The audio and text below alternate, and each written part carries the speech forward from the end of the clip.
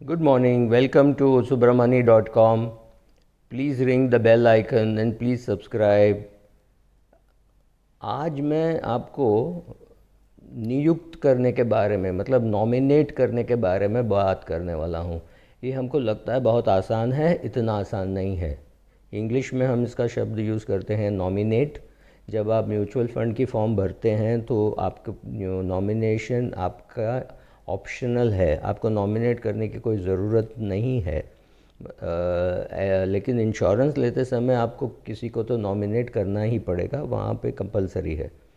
तो ये आपको करना चाहिए कि नहीं, ये सवाल ही नहीं उठता है, आपको पक्का नॉमिनेशन करना चाहिए।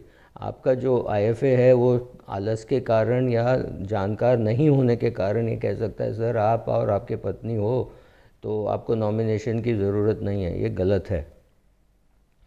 अगर आप और आपके पत्नी हो और आपके बच्चे माइनर हो तो भी आपको नॉमिनेट करना चाहिए। अगर आपके बच्चे मेजर हों तो भी नॉमिनेट करना चाहिए। और अगर आपके बच्चे नहीं हो तो भी आपको नॉमिनेट करना चाहिए। अगर आपके बच्चे नहीं हो मतलब अभी अभी नई नई आपकी शादी हुई है, या तो आपको बच्चे नहीं चाहिए या तो कोई भी कारणवश आपके बच्चे नहीं हैं, तो आपके माता पिता भाई बहन किसी को तो आपको नॉमिनेट करना चाहिए। एक मिनट के लिए मान के चलिए कि जो मियाँ बीवी हैं दोनों की मौत अगर एक साथ होती है, और ये आजकल हो रहा है, कोई एक्सीडेंट हो गया, प्लेन क्रैश हो गया, तो उसके वजह से हो सकता है। और ये भी हो सकता है कि दोनों एक्सीडेंट हो गया, एक की मौत हो गई और दूसरा कोमा में है, 15 दिन हो गए, 20 दिन हो गए, और बाद में उनकी मौत होती है। इस मौत को तो हम साथ वाली मौत ही मानेंगे ना, क्योंकि आपके पास तब समय नहीं मिला कि भाई एक जन चला गया अभी मैं नॉमिनी बदली करूं। आपको उसका समय ही नहीं मिला, तो आपको नॉमिनेट करना ही चाहिए।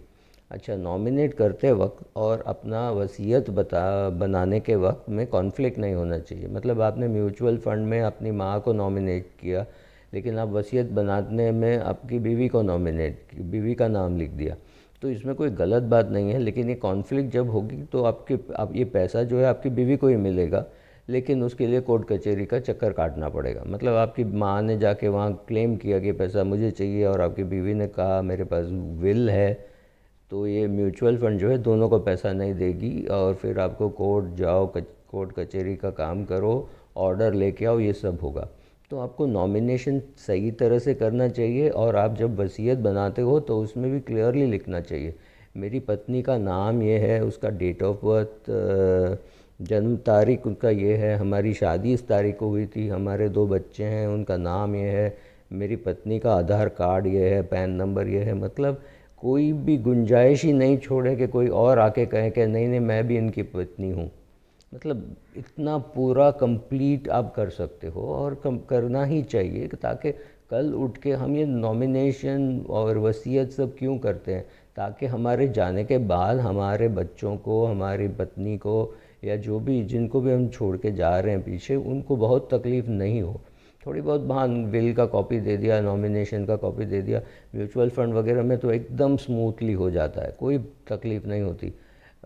जब रियल एस्टेट होता है तो आपको ज़्यादा संभालना पड़ता है, वसीयत की ज़रूरत पड़ती है, सारा भारत में ही वसीयत की ज़रूरत पड़ती है। तो ये नॉमिनेशन करते वक्त सही तरह से, विल लिखते वक्त सही तरह से फुल डिस्क्रिप्शन के साथ लिखना चाहिए। और जिन लोगों की डाइवोर्स हुई हो और पहले बीवी से बच्चे हैं और दूसरे बीवी से भी बच्चे हैं, they have to be more careful. उनको ज़्यादा देखना पड़ेगा कि ताकि ऐसा कुछ नहीं हो कि आपके वर्डिंग्स की गलती के वजह से ये पूरा पैसा आपके पहले पत्नी के दूसरे पति के पास चले जाए। ये तो आपका इरादा तो नहीं था। आप चाहते थे कि आपके पहले बीवी के साथ जो बच्चे हैं उनको भी मिले, और दूसरी बीवी को भी मिले, और उनके बच्चों को मिले। पहली बीवी को नहीं मिले, ये मिले नहीं मिले, ये आपने शायद ध्यान नहीं दिया। तो अगर आपकी डिवोर्स हुई हो, दोबारा शादी हो, या पहली बीवी मर गई हो और फिर आपने दोबारा शादी किया हो, मतलब थोड़ा और ज़्यादा कॉम्प्लिकेशन हो आपकी लाइफ में, तो वसीयत और नॉमिनेशन दोनों की सख्त ज़रूरत है, और दोनों एकदम कोऑर्डिनेशन में होना चाहिए। यहाँ एक और वहाँ एक होगा तो जो वसीयत में है वही चलेगा, लेकिन वो वसीयत वाले को भी वो निकालने में इतनी आसानी नहीं होगी, उसको कोर्ट से ऑर्डर लाना पड़ेगा, क्योंकि म्यूचुअल फंड बोल देगी नहीं भाई इसमें तो कोई गड़बड़ है, नॉमिनेशन आपका गलत है और आपकी विल गलत है, वसीयत में कॉन्फ्लिक्ट है, तो आपको कोर्ट से ऑर्डर लाना पड़ेगा।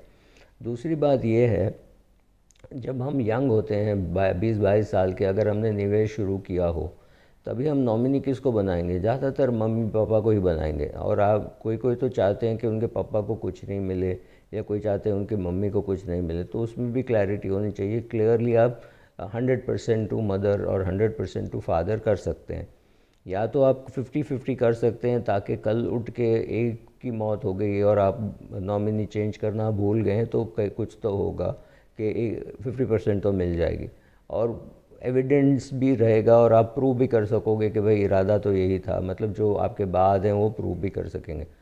बट क्लियरली नॉमिनेशन करना बहुत सख्त ज़रूरी है। अभी फ़िलहाल मैंने देखा है एक यंग आदमी, शायद 35-40 साल का भी नहीं होगा, 40 साल के आसपास, उसकी मौत हो गई। उसकी डीमैट अकाउंट में उसका नॉमिनी नहीं है, और उसकी बीवी बहुत चक्कर काट रही है और बहुत खर्चा आ रहा है, मतलब शायद 50 लाख के आसपास भी शेयर्स नहीं है, और कम से कम 4-5 लाख खर्च हो चुका है। तो ये बहुत बहुत महंगा पड़ता है।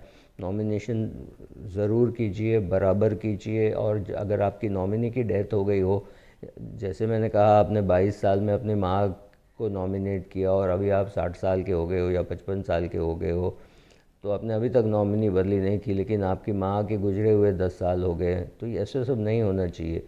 अगर आपकी नॉमिनी गुजर गई है तो नॉमिनी बदलिए, राइट। तो ये सब बहुत ज़रूरी है। और डिवोर्स हो गया तो ज़्यादा केयरफुल रहिए, और अपना नॉमिनेशन और विल को एक साथ कोऑर्डिनेट करके रखिए। Thank you.